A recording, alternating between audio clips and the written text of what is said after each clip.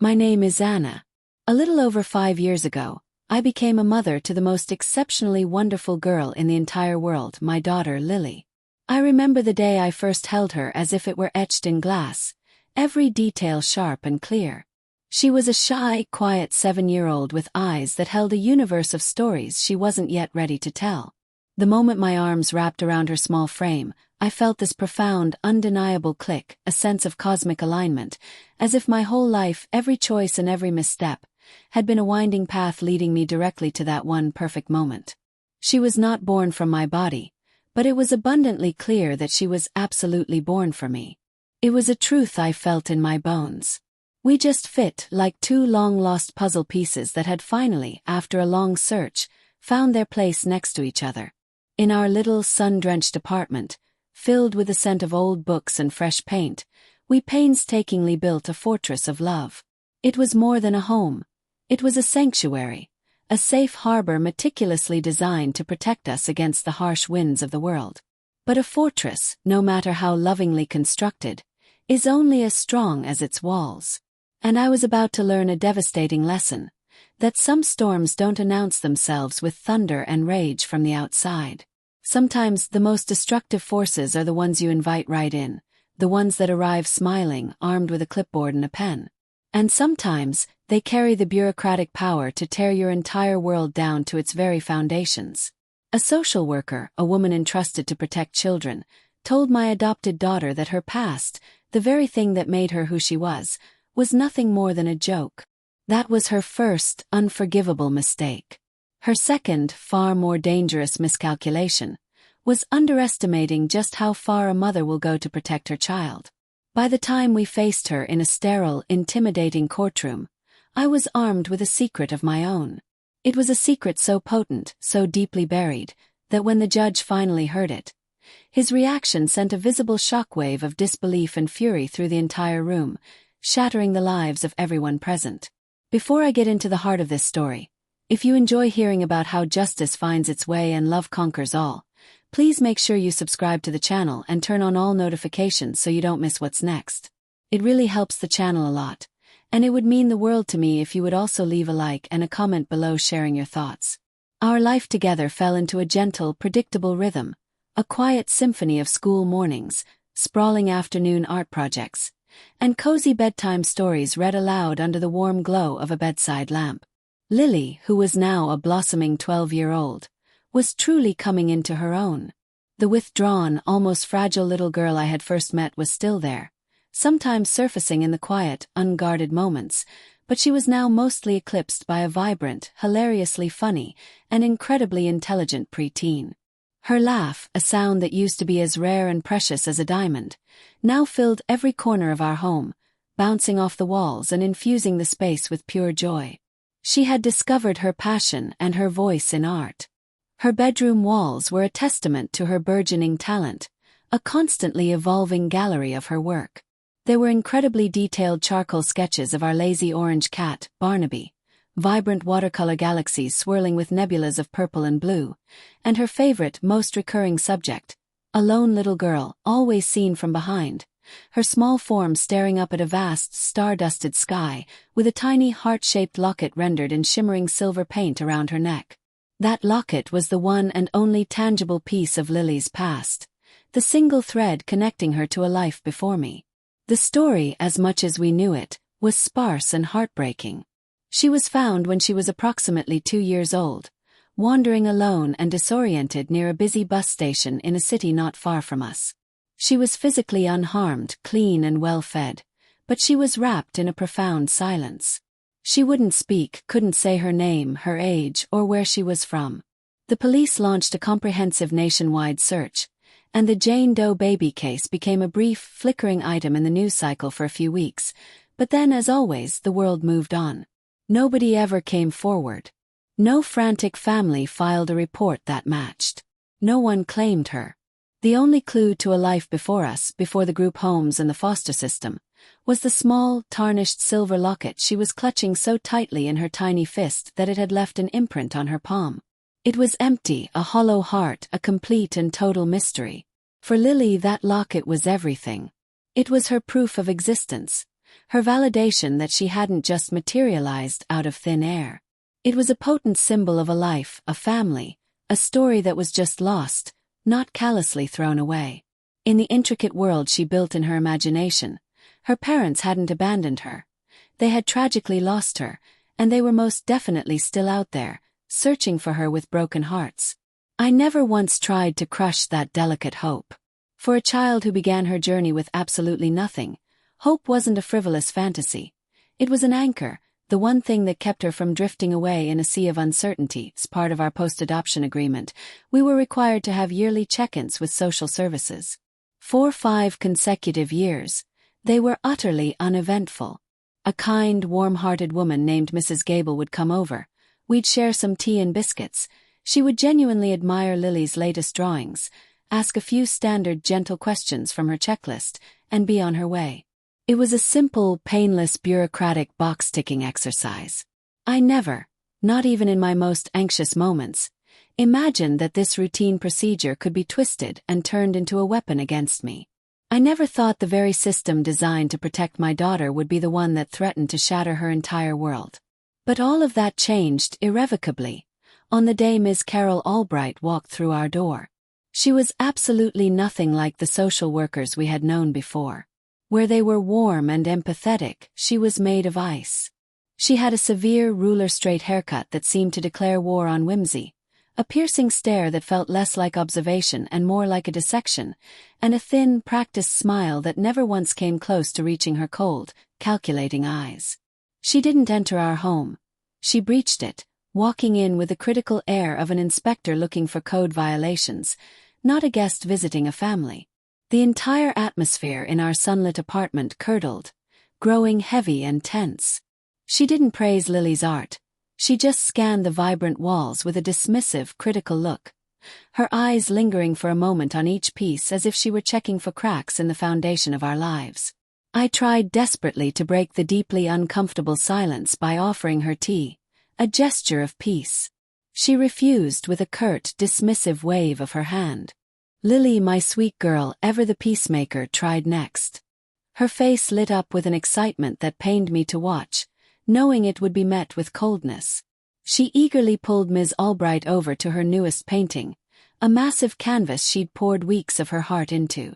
It was her most detailed and ambitious piece yet, the same lone girl with a locket, but this time she was standing on a high hill, looking down at a small, warmly lit town nestled in a valley below. "This is my best one," Lily said, her voice trembling slightly with pride and hope. "See. She's looking for her home. The locket is her guide." Ms. Albright just stared at the painting, her face a blank mask. I watched her, my own breath held, searching for any tiny flicker of warmth, even a simple perfunctory "that's nice, dear." But there was absolutely nothing. Instead, a tiny, exquisitely cruel smirk played on her lips, a look of smug superiority. "Still clinging to that, are we?" she said, her voice dripping with a thick, condescending pity that was far more insulting than outright anger. Lily's hopeful smile just collapsed, crumbling like a sandcastle against a wave. "Clinging to what?" I asked, my voice becoming harder, a protective edge creeping in that I couldn't suppress. Carol turned her cold gaze from the painting and fixed it on Lily, looking down at my precious daughter as if she were a bug under a microscope, something to be studied and dismissed. "The locket," she said, her tone deliberately light and dismissive, designed to trivialize this whole story. "It's a bit of a joke, don't you think? A little fairy tale you've concocted to make yourself feel better." The air in the room went completely still. I could feel the blood drain from my face, a cold shock washing over me.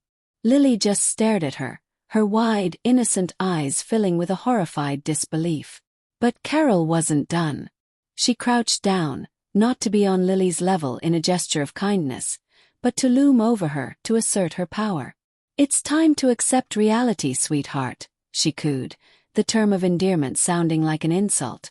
"You were abandoned. That's the long and the short of it. These elaborate fantasies about a long-lost family out there searching for you, they're unhealthy. Let's not romanticize what happened. It's a sad story, but it's just a story. Every single word was like a physical blow, landing with brutal precision. I watched in horror as my brilliant, brave daughter just recoiled. Her shoulders, usually so full of creative energy, slumped in defeat. The vibrant light in her eyes, the light I had so carefully nurtured for 5 years, went out, extinguished in an instant. A single silent tear rolled down her cheek, then another. She let out a choked, desperate sob, turned and ran to her room. The slam of her bedroom door echoed the sound of my own heart shattering into a million pieces. I stood there, frozen for a second, my daughter's heartbroken sobs ringing in my ears. Then a rage I had never known existed within me, a cold, pure, primal protective fury, took over. I turned to Carol Albright, who was now standing up straight, a sickening look of detached, professional satisfaction on her face as if she'd just completed a difficult but necessary task. "Get out," I said. My voice was dangerously quiet, a low growl that barely sounded like my own. She actually had the audacity to look surprised. "My dear Mrs. Miller, I'm simply trying to instill a sense of realism." "I said," I repeated, taking a deliberate step toward her, my hands clenched so tightly into fists that my nails dug into my palms. "Get of my house. Now." The message finally penetrated her smug exterior. With an indignant huff and a muttered comment about my predictable emotional overreaction, she gathered her things and left. The moment the door clicked shut behind her, my legs gave out and I crumpled. But I couldn't allow myself to cry. My daughter needed me. I scrambled to my feet and ran to her room, finding her huddled on her bed, clutching a pillow to her chest, her small body shaking with violent sobs. And then I saw it. She had torn her favorite painting, her masterpiece, to shreds. The pieces of the canvas were scattered on the floor like dead, fallen leaves, the little girl and her locket destroyed beyond repair. That night, as I held her, rocking her back and forth like I did when she was little, I made a silent, solemn promise to the universe. Carol Albright had hurt my child. She had attempted to poison her hope, the very foundation of her resilience. I would not let it stand. I would burn her entire world down to the ground if I had to. This was the moment everything changed, the moment I knew I was in for the fight of my life. It's enraging to think about how someone in a position of power could be so cruel. If you've ever had to fight for someone you love, please share this video with them to let them know they're not alone. And if you haven't already, take a moment to hit that subscribe button and turn on notifications. Your support means more than you know. The very next morning, my hands still trembling with residual rage, I was on the phone, navigating the labyrinthine menu of the Department of Social Services to file a formal complaint. I relayed everything, every single word, every condescending sneer, every ounce of Carol Albright's calculated, casual cruelty. The person on the other end of the line was placid, infuriatingly bureaucratic, and offered hollow reassurances, promising a full and thorough investigation. In my exhausted state, I was naive enough to believe them. A week later, a week filled with me trying to coax Lily out of her shell and repair the damage, I received a call from Carol's direct supervisor, a man named Mr. Henderson. He didn't sound concerned. He didn't sound apologetic. He just sounded annoyed, as if I were a bothersome fly he had to swat away. In a patronizing, weary tone, he informed me that after a thorough review, which I later learned consisted of a single 10-minute conversation with Carol herself, they had found no evidence of any misconduct. "Ms. Albright is one of our most effective agents," he said, his voice dripping with condescension. "She uses a direct approach that gets results.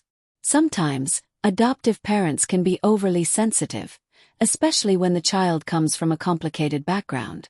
They foster delusions instead of properly grounding the child in reality." I was rendered speechless. They weren't just dismissing my valid complaint. They were expertly turning it back on me. They were weaponizing Carol's own twisted, cruel logic to paint me as the problem. I was the overly sensitive mother, fostering delusions in my own child. That cold, white-hot fury from the day before came roaring back, 10 times stronger and more focused. I told Mr. Henderson exactly what I thought of his sham review and his effective agent. It was a mistake. I had shown them I was angry, and they were about to use that anger as ammunition against me. A week after that phone call, an official notice arrived in the mail. It was a report written by Carol, and it was a breathtaking work of pure fiction. In it, she described our loving, sunlit home as emotionally volatile. She called me unstable and aggressive, citing the moment I justifiably threw her out of my house as her primary proof. She twisted my deep love for Lily into something sinister and controlling, claiming I was deliberately isolating her and trapping her in a harmful fantasy world that prevents her from processing her significant abandonment trauma. Every single sentence was a carefully placed lie, a poisoned dart expertly designed to build a case against me. The reports kept coming, a relentless paper assault. A friendly neighbor casually mentioned to her that I seemed a bit stressed lately, and Carol twisted it into clear signs of an impending mental breakdown. Lily had a bad day at school and a minor disagreement with a friend, and Carol framed it as acting out due to an unstable and chaotic home environment. It was death by 1,000 paper cuts. She was methodically building a narrative, brick by brick, lie by lie, constructing a false reality where I was an unfit mother. I felt like I was suffocating, drowning in paperwork and institutional gaslighting. The very system I had trusted to unite me with my daughter was being turned against me, and I felt completely and utterly powerless. Then came the summons. A thick, terrifying envelope that felt cold to the touch. Carol Albright had successfully petitioned the family court for an emergency hearing to reassess Lily's placement. The cold, clinical legal language was chillingly clear. She was actively trying to take my daughter away from me. My blood ran cold. The hearing was scheduled in just 2 weeks. The judge assigned to the case was a man named Thomas Harrison. Desperation is a powerful, clarifying force. I knew with absolute certainty that I couldn't fight this battle on their terms. The system was rigged against me. Carol was the expert. I was just the emotional mother. I needed another way in, another angle of attack. I had to fight Carol Albright herself, not just her lies. Without a second thought, I cashed out a significant chunk of my retirement savings, money I had earmarked for Lily's college education, and hired a private investigator. His name was Frank, a grizzled, world-weary ex-cop who looked like he'd seen it all twice and wasn't impressed either time. So let me get this straight. You want me to dig up dirt on a state-employed social worker? He asked, leaning back so far in his creaky office chair that I thought he might tip over. I want to know why she's doing this, I said, my voice steady despite the frantic beating of my heart. This isn't just a job for her. This feels personal. It's a vendetta. I need to know why. Frank took the case. For what felt like an eternity but was really just a week, I heard nothing. The court date loomed like a black hole, threatening to swallow my entire future. My lawyer was diligently preparing our defense, but he was honest with me. A social worker's recommendation carries enormous weight with a family court judge. It would be my word against hers, and she had a file thick with her own manufactured evidence. I'm getting to the most intense part of the story, the part where everything is on the line. I'm so grateful you're still here with me. If this story is resonating with you, please consider hitting that like button, and don't forget to subscribe so you can see how it all ends. Then late one night Frank called. Got something, he crackled over the phone. It's weird. He proceeded to tell me that Carol Albright hadn't always been a social worker. Straight out of college, she was a police detective in a nearby precinct. She had quit the force abruptly after only a few years and gone back to school to get her master's in social work. Why'd she quit? I asked, my heart starting to pound a nervous rhythm against my ribs. Not sure, Frank said. Records are sealed. But I found a case she was the lead detective on right before she left. A high-profile missing persons case that went cold. A 2-year-old girl, vanished without a trace from her grandparents' backyard. Never found. My breath caught in my throat. A missing 2-year-old girl. It was the same age Lily was when she was found. It had to be a coincidence. It was too wild not to be. Frank, I said, my voice trembling so much I could barely get the words out. What was the girl's name? The public file just says Elizabeth, he said. But I'm still digging. There's something else about this case that smells funny. Albright was the one who aggressively pushed the theory that the parents, who were having some marital problems, had snatched the kid and fled the country. There was no real evidence, but she pushed it hard enough that it stuck. It effectively shut down the active search. The night before we were due in court, I was a complete wreck. I couldn't eat.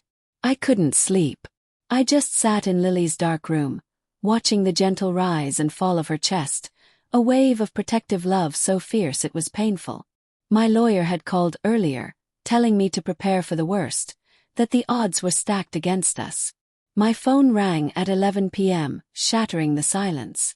It was Frank. His voice was urgent, electric.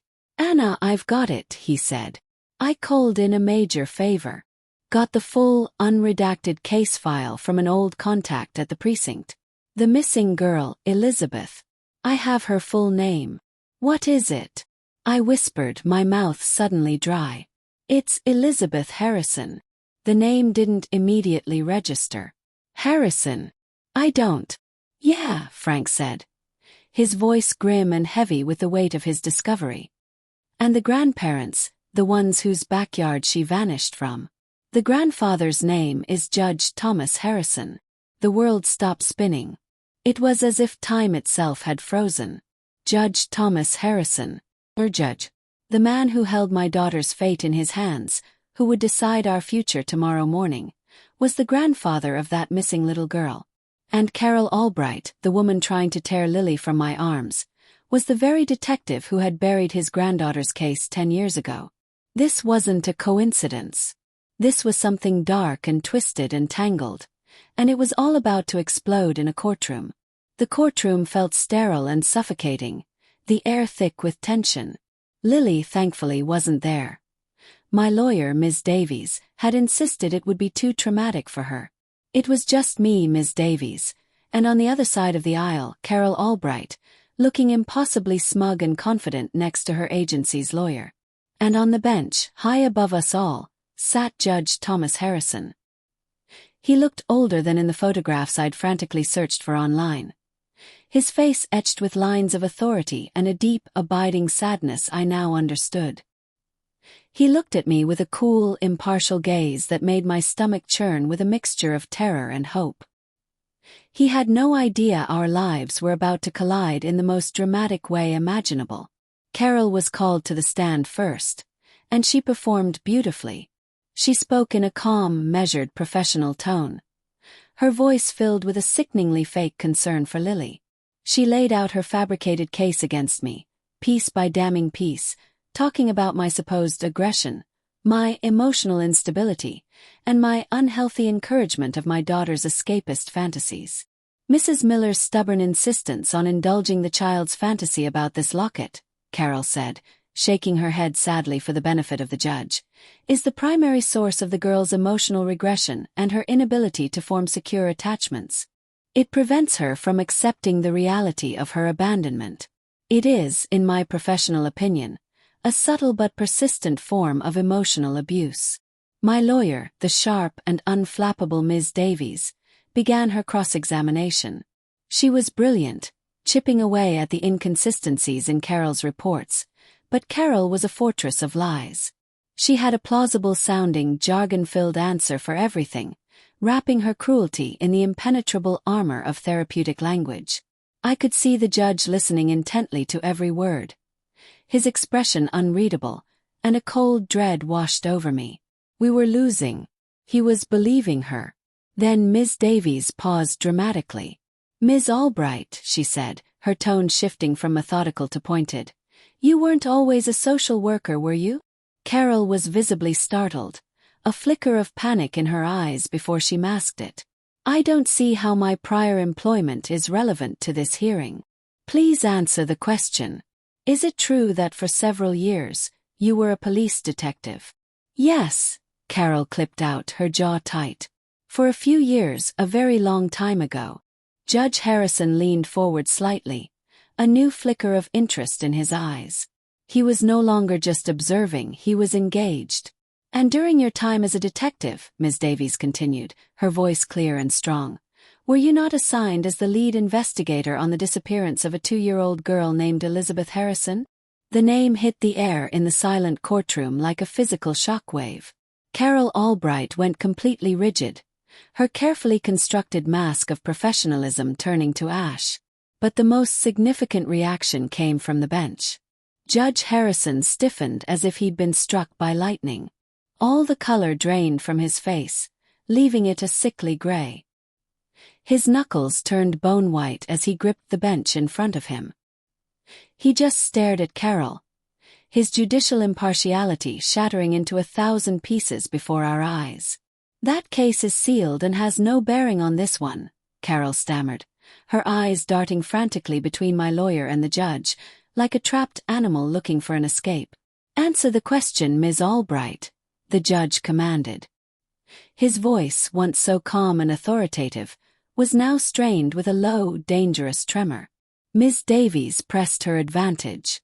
You were the lead detective who put forward the official theory that the child had been taken abroad by her parents, weren't you? A theory for which you had no concrete evidence, but one that effectively closed the active police investigation into her disappearance. I followed procedure. It was a plausible theory. Carol's voice was getting shrill, her composure unraveling. This is nothing more than character assassination. Is it? Ms. Davies said quietly, then turned to face the judge directly. Your Honor, we have a theory as to why Ms. Albright is so desperately, and unethically, trying to remove Lily Miller from her mother's care. She looked over at me, a silent instruction in her eyes. I'd like to call my client, Anna Miller, to the stand. My legs felt like they were made of lead as I walked to the witness box, the weight of the moment pressing down on me. Ms. Davies led me through the basics first. How long I'd had Lily, the details of our life together. Then, she got to the heart of everything. Mrs. Miller, she said gently, please tell the court about the locket. I took a deep, shaky breath, trying to steady myself. It was the only thing Lily had when she was found. A small, silver heart. She cherished it. It was her only connection to wherever, and whoever she came from. I reached into my purse and pulled out the small velvet pouch I had brought. With trembling fingers, I took out the locket, its silver surface gleaming under the courtroom lights. There's an inscription inside, I said, my voice growing stronger with every word, fueled by a surge of adrenaline. It's incredibly tiny. For years we could never make it out. Just before this hearing, desperate for anything that could help, I took it to a jeweler. He put it under a high-powered loupe. I saw the judge lean forward again, his entire body tense with a desperate, agonizing hope that was painful to witness. He wasn't a judge anymore. He was a grandfather, hanging on my every word, praying for a miracle. Mrs. Miller, Ms. Davies asked, her voice soft, what does the inscription say? I didn't look at my lawyer. I didn't look at the horrified face of Carol Albright. I looked directly at Judge Thomas Harrison, at the raw, undisguised pain and the 10-year-old question that lived in his eyes. It says, I announced, my voice ringing with a clarity that filled the silent room, to our little Ellie. Love, Nana and Papa. A sound escaped the judge's throat, a strangled, broken gasp of air and disbelief. He was visibly trembling, his hand flying to his mouth to stifle a sob. Ellie, he whispered, the name a ghost on his lips, a prayer answered after a decade of silence. That's what we called her.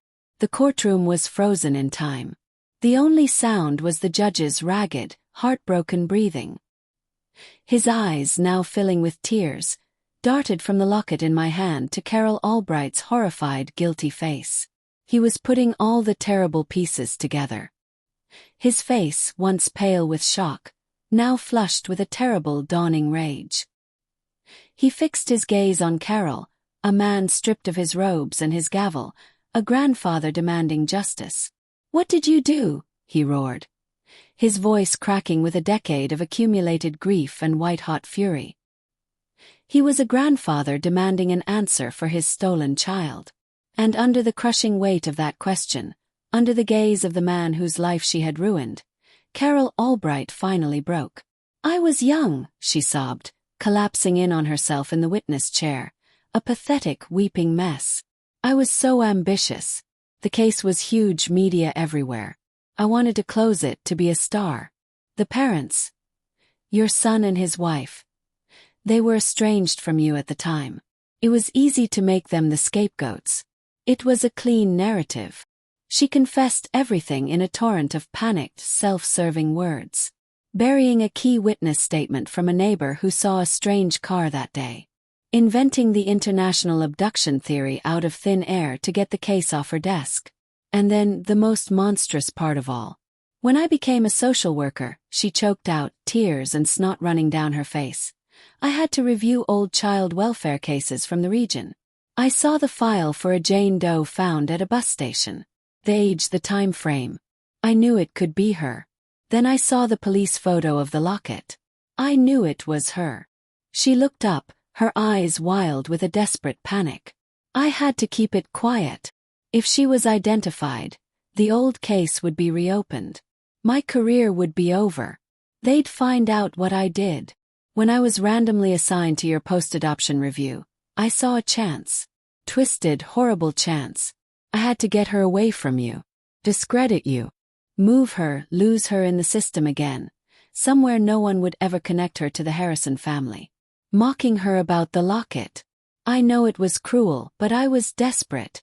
I was trying to make her let go of the one thing, the one piece of evidence, that could expose me." The confession hung in the air, sickening and complete. She hadn't just made a mistake 10 years ago as a young cop. She saw a chance to reunite a grieving family with their lost child and instead chose to torture that child and her mother, just to save her own skin. The silence that followed her confession was absolute, a heavy, suffocating blanket over the courtroom. Then Judge Harrison, with a monumental effort of will, pulled himself together. He stood up, his tall frame trembling, tears streaming openly and unashamedly down his cheeks. "In the matter of the custody of Lily Miller," he announced, his voice shaking but resolute, "this case is hereby dismissed with prejudice. This court finds that Anna Miller is a fit, loving, and exceptional mother." He then pointed a trembling, accusatory finger at Carol. "As for you," he spat, the word dripping with contempt, "I am holding you in contempt of this court.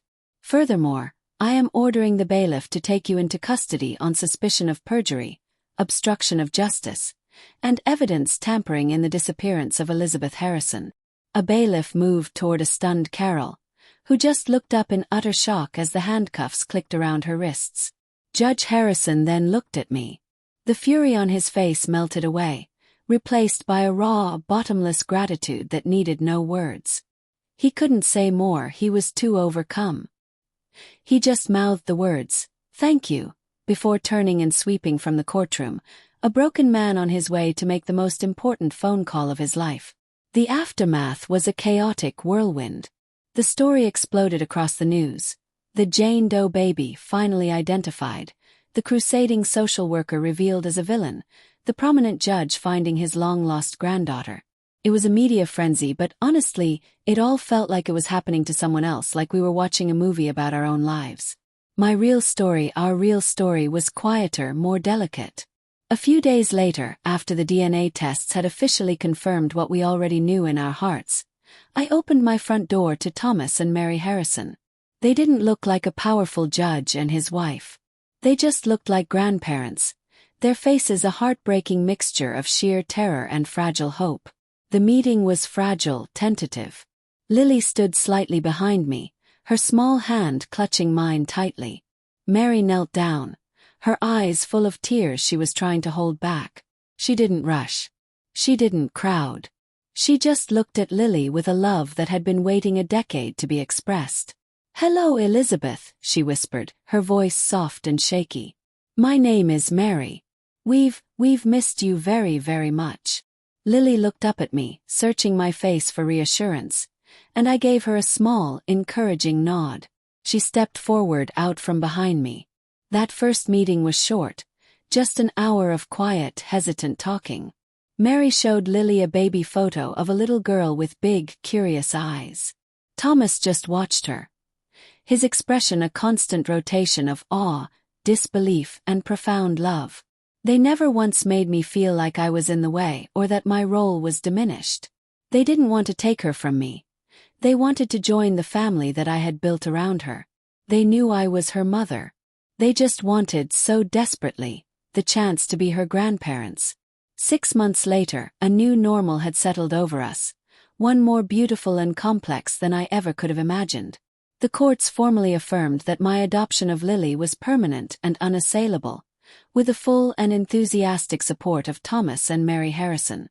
Carol Albright, after a lengthy trial that dredged up all her lies, was sentenced to a significant prison term. Justice, real and final, had been served.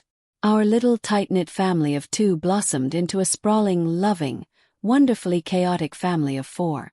Sundays turned into family dinner nights at the Harrisons' big, warm house. Thomas, who Lily eventually started calling Papa Tom, taught her woodworking in his dusty, sweet-smelling workshop. Mary, or Nana Mary, discovered Lily's profound artistic talent and immediately filled her room with every kind of paint, pencil, and canvas imaginable. They showered her with the unconditional love of a family she had been cruelly denied, but they always respected our sacred bond. When Lily had a nightmare, she still called for me. When she got an A on a difficult math test, I was the first person she ran to tell. I was her mother. That was our unshakable truth. Lily was healing. The shadows that had always clung to the edges of her spirit were finally, blessedly, receding. She was no longer just the girl who was found. She was Lily Elizabeth Miller Harrison. She had a full story now, with all its tragedy and all its beauty. She learned about her birth father, Thomas's son, who had passed away from an illness a few years after she disappeared, never knowing his daughter was alive and well. She learned her birth mother had struggled with a severe, untreated postpartum depression and had simply walked away in a state of crisis, a deep family tragedy that Carol Albright had selfishly twisted into a crime. One evening, I found Lily sitting on her bed, quietly holding the small silver locket in her palm. For so long it had been a question mark, a symbol of everything she didn't know. Now it was an answer. "Are you ever sad you didn't grow up with them?" I asked softly, sitting on the edge of the bed beside her. She looked at me, her eyes clear and impossibly wise for her age. "No," she said, without a trace of hesitation. "Because if I had, I wouldn't have grown up with you." She leaned over and wrapped her arms around my neck in a fierce, sudden hug. "I was lost, but you're the one who found me, Mom." In that one perfect moment, all the fear, the fight, the sleepless nights, the white-hot fury, it was all worth it. The battle against Carol Albright was the single most terrifying experience of my life. But in the end, that fight didn't break our family. It completed it. It brought my daughter the one thing I could never give her, the full truth of who she was. And in doing so, it gave her a bigger, more loving, more beautifully complicated family than either of us could have ever dreamed of. They say a mother's love is a powerful force. Turns out, I just had to take on one cruel, selfish woman to give my daughter back her whole world. And I would do it again in a heartbeat. Thank you so much for listening to my story. I hope it gives hope to anyone out there fighting their own battles. Please don't forget to subscribe and turn on notifications, leave a like to show your support, and share this video with anyone who needs a reminder that love and truth will always win in the end.